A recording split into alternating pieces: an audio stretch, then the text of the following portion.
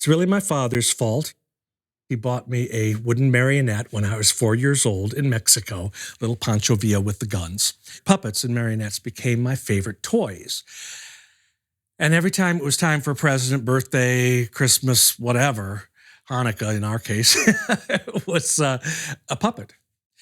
And I started doing little puppet shows for the neighborhood kids, that sort of thing. And I actually started working when I was in high school, getting paid for shows. But I count my professional career from the time I graduated college to now. So that's 48 years. 68 is not retirement age for puppeteers. 75 to 80 is more like it. And then maybe we'll keep mentoring after that. Usually when puppeteers retire, it's the old phrase, it was the schlepping that did me in. When I was in second grade, I saw a marionette show at school. It was Sleeping Beauty performed with beautiful marionettes. Well, the man and his wife that performed the show, their names were Martin and Margie Stevens.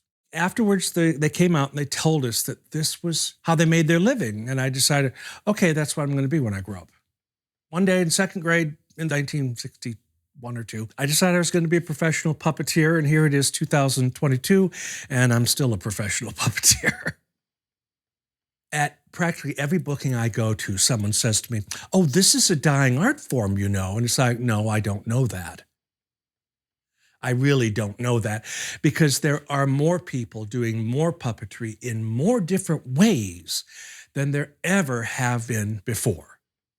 This sort of puppetry, old school traveling from gig to gig with string puppets, especially like these. These are hand-carved wooden marionettes. That's the dinosaur. My generation was really the last generation to be influenced by the puppeteers that did this when the marionette was the art form.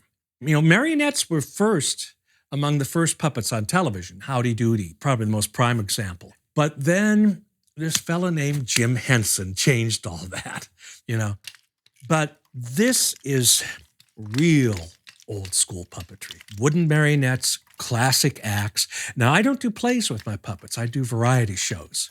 So there's all these classic things that marionette variety puppets do. They fly apart and come together again, or they transform, or they walk on tightropes, or they blow up balloons.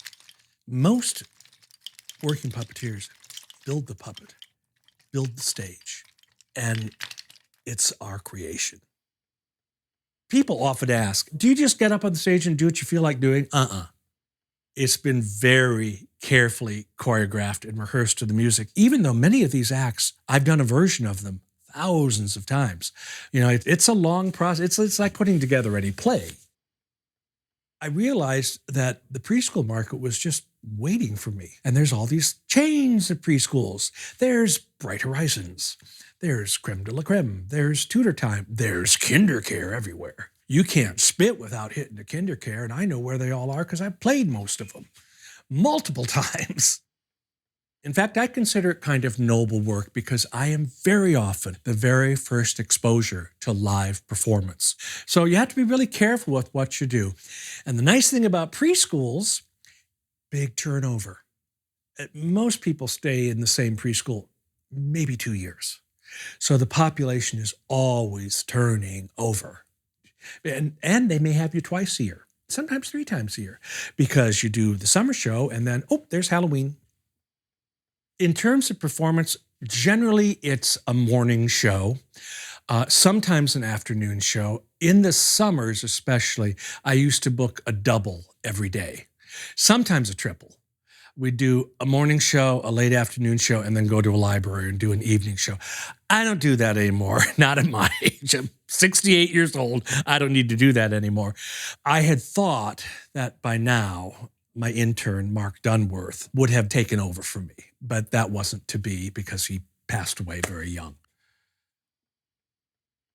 Mark was an extraordinary young man. I met him. He was 20 years old. He showed up at a Chicagoland Puppetry Guild meeting.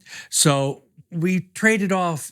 He started with the schlepping and watching me perform, seeing how a show is set up. Within 3 or 4 shows, it was, Don't worry, I've got the stage. It's all set up, you know.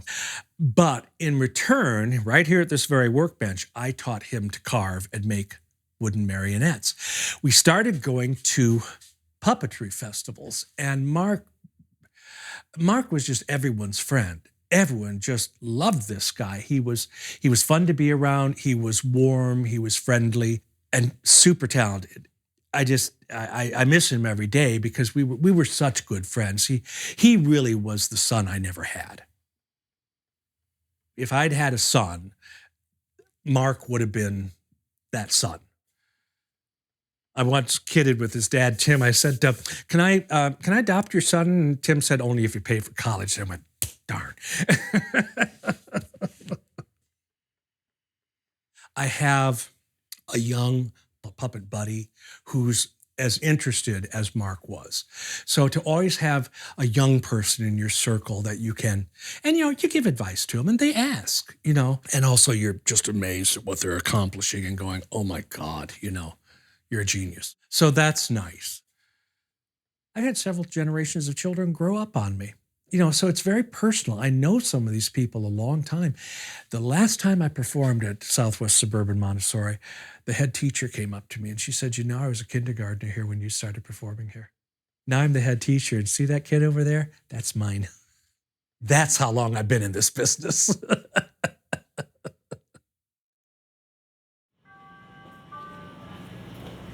Next week, episode 7, a player goes hard. Playing on concrete, rocks, glass, people are diving into each other. From Superphonic Studios, this is Chicago. Listen every Sunday.